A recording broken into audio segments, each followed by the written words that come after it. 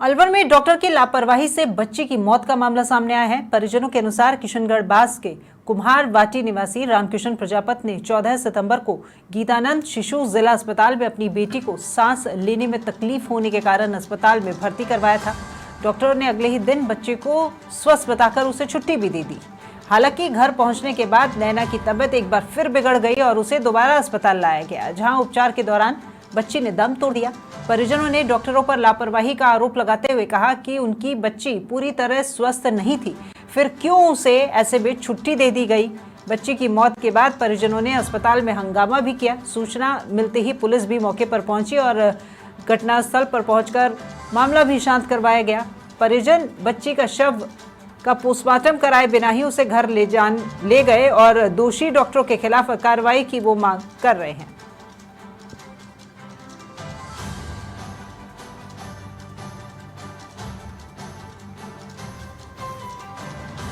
तस्वीरें अलवर की है, जहां पर डॉक्टर की लापरवाही देखने को मिली है। ये गीतानंद शिशु चिकित्सालय है। यहां पर एक बच्ची को सांस में लेने की तकलीफ होने की शिकायत के चलते यहां पर एडमिट करवाया गया था। अस्पताल में भर्ती कराने के बाद में इस बच्ची को अगले दिन छुट्टी भी दे दी गई और जैसे ही ये बच्ची घर पहुंचती है, घर पहुंचने के बाद उस बच्ची की तबीयत फिर से बिगड़ जाती है। अब जब उसे वापस इसी अस्पताल में लाया जाता है तो चिकित्सकों द्वारा उसकी मौत की पुष्टि कर दी जाती है। परिजन खासे आक्रोशित हैं कि क्यों उस बच्ची को छुट्टी दी गई और ज्यादा जानकारी हम हमारे संवाददाता दीपक शर्मा से लेंगे। दीपक, डॉक्टर की लापरवाही देखने को मिली है, एक बच्ची की जान चली गई है, स्वस्थ बताकर उसे छुट्टी दे दी गई और वापस उसकी तबीयत बिगड़ गई। पूरा मामला आपसे समझना चाहेंगे। जी, ये किशनगढ़ बास के जो निवासी है रामकिशन प्रजापति, तो उनकी बेटी जो नैना है उसको सांस लेने में तकलीफ हुई थी, उसके कारण उन्होंने उसको हॉस्पिटल में भर्ती करवाया था। तो डॉक्टरों से जांच करवाई। डॉक्टरों ने उनको बताया कि ऐसी कोई ज्यादा समस्या नहीं है, मतलब उसको ठीक देखे, प्राथमिक उपचार देके उसको छुट्टी दे दी। लेकिन इसका एक जो दूसरा कारण जो सामने आ रहा है ये आ रहा है कि लगातार 3-4 दिन की जो सरकारी छुट्टी है उसकी वजह से डॉक्टर्स भी हॉस्पिटल में, अस्पतालों में बहुत कम संख्या में मौजूद है। तो इनके परिजनों को छुट्टी बच्चे को भेज दिया गया। फिर उसके बाद बच्ची की दोबारा से तबीयत खराब हुई तो उन्होंने डॉक्टर को दिखाया, तो उन्होंने उसको खून की कमी बताई और खून की कमी बताने का उसको दोबारा अस्पताल में भर्ती कराया, जिससे कि उसको ऑक्सीजन लगाने की भी बात की। लेकिन इन्होंने जो हॉस्पिटल का जो प्रशासन था उन्होंने उसको ऑक्सीजन लगाने में लगभग 1.5 से 2 घंटे का समय ले लिया और खून की उसकी रिपोर्ट होती है उसको देने में करीब 1.5-2 घंटे का टाइम लगा दिया, जिसकी वजह से बच्ची की मृत्यु हो गई।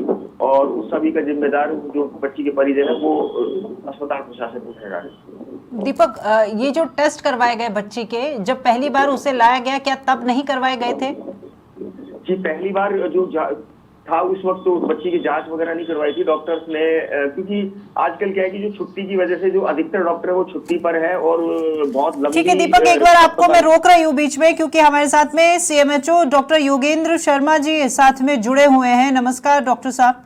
और आप ही के यहाँ पर अस्पताल में अलवर में ही एक बच्ची की मौत हो गई है, नैना नाम बताया जा रहा है, सांस की तकलीफ। परिजन खासे आक्रोशित हैं, लापरवाही का जो आरोप लगा रहे हैं उसको लेकर के। क्या आपका ये पूरा मामला संज्ञान में है?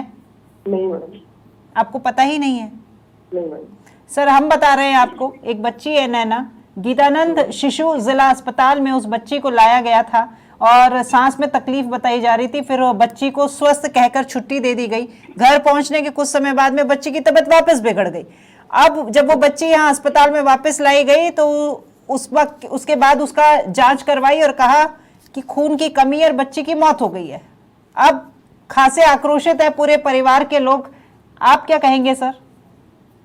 मैडम, मैं पूरे मामले की अभी जांच उसमें करवाता हूँ, पीएमओ साहब से पूछता हूँ कि कब ये बच्चा एडमिट हुआ और कब इसको क्यों डिस्चार्ज किया है, प्रीमेच्योर डिस्चार्ज किया है तो क्यों किया गया है।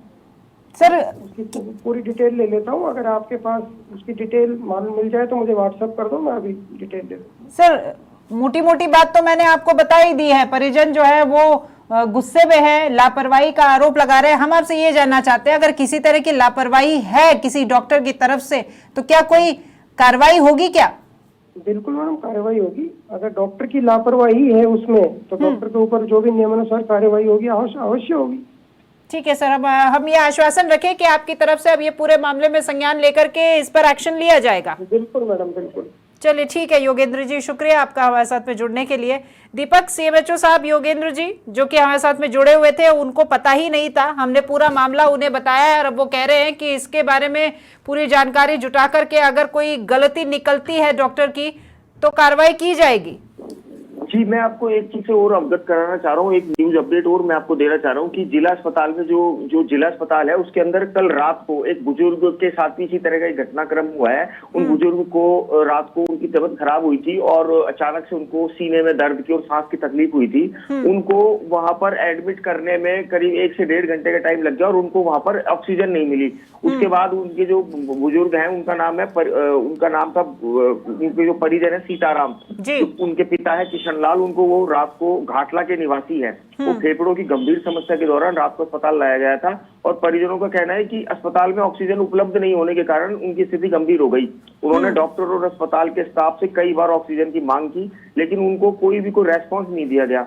उनके जो पुत्र है उन्होंने बताया कि 2 घंटे तक वे अस्पताल में ऑक्सीजन के इंतजार में भटकते रहे लेकिन उनको कोई मदद नहीं मिली। इसके बाद मजबूरी में वो अपने पिता को लेकर दूसरे हॉस्पिटल में उनको लेकर जाना पड़ा, जबकि ये लापरवाही का मामला है। और जबकि दूसरी सबसे बड़ी बात है कि जिला अस्पताल के अंदर खुद का अपना ऑक्सीजन प्लांट होने के बावजूद ऑक्सीजन की जो मरीजों को ऑक्सीजन है वो उपलब्ध नहीं कराई जा रही है। चलिए, व्यवस्थाओं में खासी कमी है यहाँ पर दीपक। सीएमएचओ से हमने बात करने की कोशिश की, उन्हें किसी भी कमी के बारे में पता ही नहीं है। तो जब सीएमएचओ को किसी भी व्यवस्था में कमी के बारे में पता नहीं है तो ये भी एक बड़ा मामला है।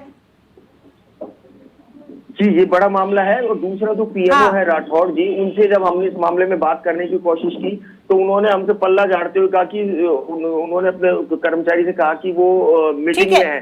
ठीक है, वो पल्ला झाड़ लिया। दीपक, मैं आपसे बस इतना कहना चाहूंगी कि साफ तौर पर उन्होंने अभी हमें कहा है कि आपके पास अगर कोई जानकारी हो तो मुझे उससे अवगत कराएं और ताकि मैं इस पर एक्शन ले सकूं। उन्होंने साफ तौर पर कहा है, तो आप उन तक ये मैसेज पहुंचाएं कि क्या क्या कमियां हैं और उसके ऊपर एक्शन होता है कि नहीं, उसके ऊपर आप नजर बनाए रखें। फिलहाल आपका हमारे साथ जुड़ने के लिए बहुत शुक्रिया दीपक।